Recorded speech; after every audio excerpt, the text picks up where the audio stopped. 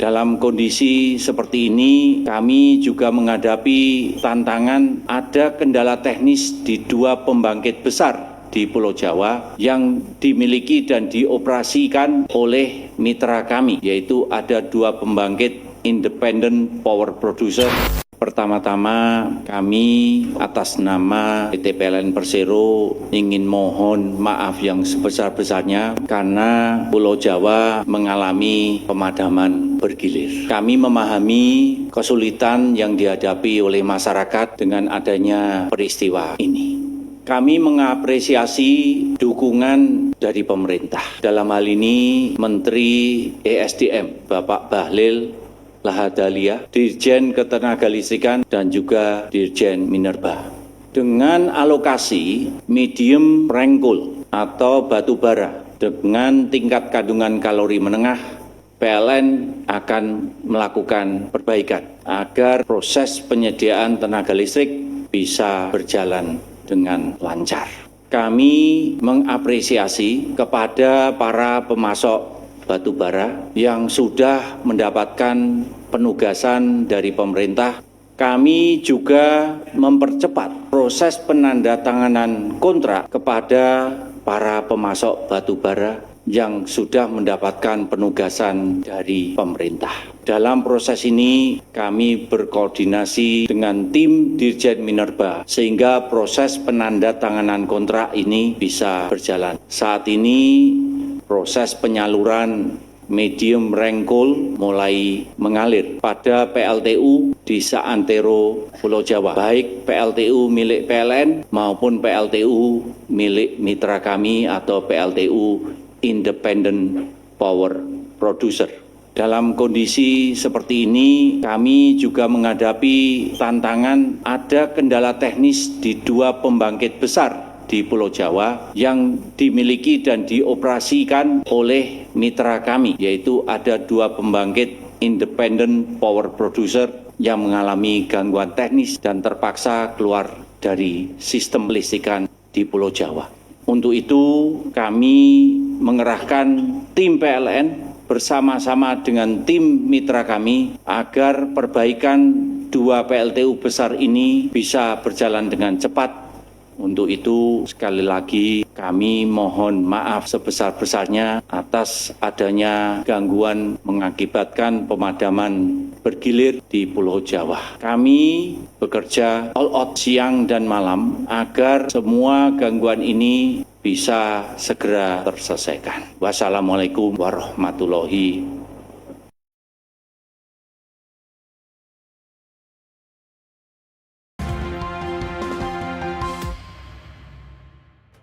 Kementerian SDM membuka peluang revisi harga batu bara untuk kebutuhan dalam negeri atau domestic market obligation yang digunakan oleh PLN.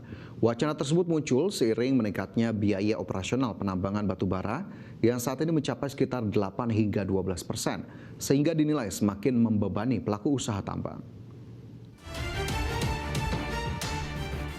Menteri Energi dan Sumber Daya Mineral Bahlil Lahadalia membuka peluang revisi harga batu bara untuk kebutuhan dalam negeri atau domestic market obligation yang digunakan oleh pembangkit listrik PLN. Wacana tersebut muncul sering meningkatnya biaya operasional penambangan batu bara yang saat ini mencapai sekitar 8 hingga 12%, sehingga dinilai semakin membebani pelaku usaha tambang. Bahlil menyebut bahwa pemerintah perlu menjaga keseimbangan antara kepentingan PLN sebagai pembeli dan perusahaan tambang sebagai pemasok. Ia menegaskan bahwa pengusaha tidak seharusnya dipaksa menjual batu bara dengan harga yang terlalu rendah hingga berpotensi menimbulkan kerugian. Saat ini Kementerian SDM masih menghitung berbagai dampak yang mungkin timbul jika harga batu bara DMO direvisi. Perhitungan tersebut dilakukan untuk memastikan kebijakan yang diambil tidak merugikan PLN, namun tetap memberikan ruang usaha yang sehat bagi perusahaan tambang. Nah ini yang kita lagi cari solusinya. Tapi secara yang lainnya nggak ada masalah. Pak, masih akan ada pemadaman Pak? Insya Allah nggak ya. Harga DO udah mulai masalahnya nggak Pak? Harga DO kan 70 loh. Akan ada revisi nggak masalahnya untuk pemadaman? Karena kan Bapak waktu di DPR ada sebut itu. Oh iya, untuk medium ini kan SR-nya sudah dari 8 sampai 12%. Kos produksinya kan udah tinggi. Jadi kita juga harus membijaksanai agar teman-teman pengusaha juga jangan juga dibeli dengan harga yang sangat murah. Kalau beli harganya rugi, nggak mungkin juga. Karena pengusaha juga kan harus jaga agar mereka tidak rugi. Lagi kita menghitung plus minus agar PLN-nya juga tidak dirugikan dan pengusahanya juga tidak dirugikan. Bahlil menambahkan bahwa pihaknya telah membentuk tim khusus untuk mengawal pengadaan pasokan batu bara bagi PLN. Tim yang melibatkan PLN, Inspektorat Jenderal Kementerian SDM, Direktorat Jenderal Mineral dan Batu Bara serta Badan Pengawasan Keuangan dan Pembangunan yang dibentuk guna mengatasi kendala pasokan batu bara kalori sedang. Selain itu, tim akan memastikan distribusi berjalan lancar, transparan, dan tepat sasaran hingga ke pembangkit listrik. Dari Jakarta, Raharjo Patmo, IDX Channel.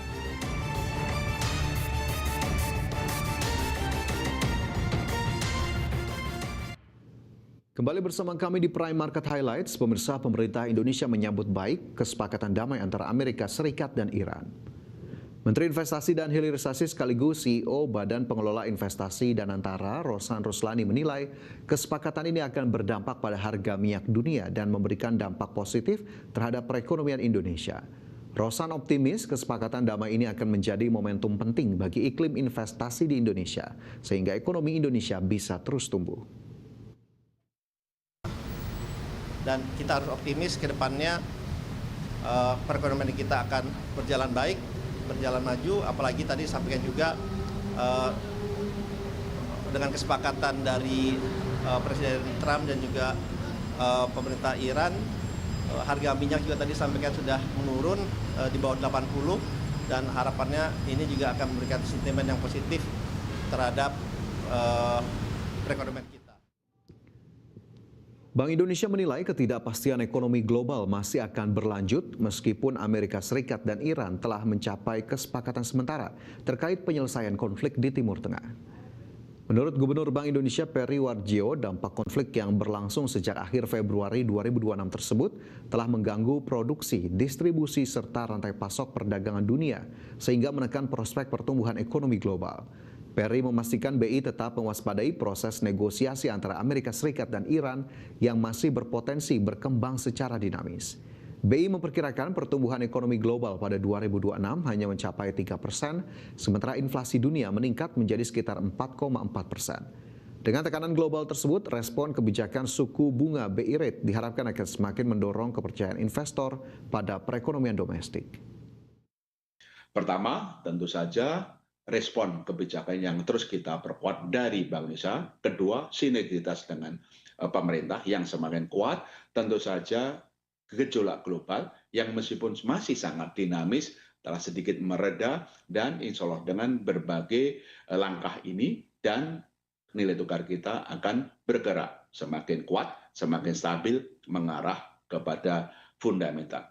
Dan ini tentu saja akan terus kita lakukan karena dinamika global itu masih tidak pasti, kita masih terus waspada, terus kita perkuat langkah-langkah, termasuk yang hari ini kita umumkan, BI rate naik 25. Pemerintah mendorong penguatan peran Bank Himbara dalam penerapan sistem ekspor satu pintu untuk komoditas SDA. Langkah tersebut diharapkan membuat Himbara memiliki peran besar dalam mendukung pertumbuhan ekonomi nasional.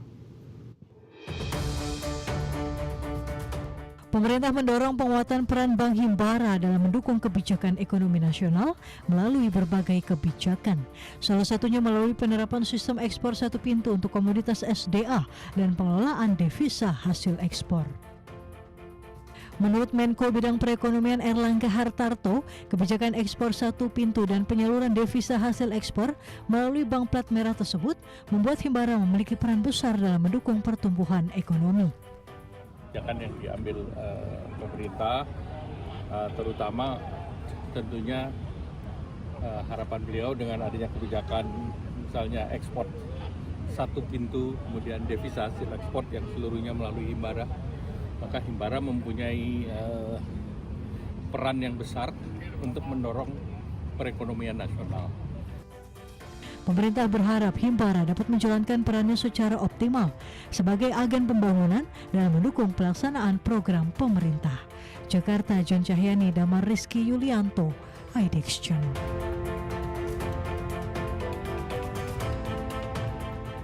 Di tengah kebijakan moneter yang semakin ketat untuk menjaga stabilitas nilai tukar rupiah, pertumbuhan kredit perbankan justru menunjukkan penguatan. Bank Indonesia mencatat pertumbuhan kredit sebesar 11,5% secara tahunan pada Mei 2026, meningkat dibandingkan bulan sebelumnya sebesar 9,98%. Gubernur BI Peri Warjio menyampaikan bahwa tren pertumbuhan kredit perbankan tetap solid dan diharapkan mampu mendukung penguatan ekonomi nasional ke depan. Berdasarkan jenis penggunaan, kredit investasi menjadi pendorong utama dengan pertumbuhan tertinggi mencapai 21,95%. Bank Indonesia memperkirakan pertumbuhan kredit sepanjang 2026 tetap terjaga pada kisaran 8 hingga 12%. Pertumbuhan kredit perbankan tetap kuat untuk mendukung pertumbuhan ekonomi lebih lanjut. Kredit perbankan pada Mei 2026 tumbuh sebesar 11,51% year on year, 11,51% year on year. Lebih tinggi bila dibandingkan dengan pertumbuhan pada April 2026 sebesar 9,98%. Berdasarkan kelompok penggunaan, perkembangan ini didukung oleh kredit investasi, kredit modal kerja, dan kredit konsumsi yang pada Mei 2026 masing-masing tumbuh sebesar 21,95% year on year, 8,09% year on year, dan 5,89%. Bank Indonesia memperkirakan pertumbuhan kredit 2026 tetap terjaga pada kisaran 8-12%. Prospek ini didukung oleh masih besarnya fasilitas pinjaman yang belum digunakan undischarged loan sebesar 2.575 triliun rupiah, 2.575 triliun rupiah atau 22,41% dari plafon kredit yang tersedia.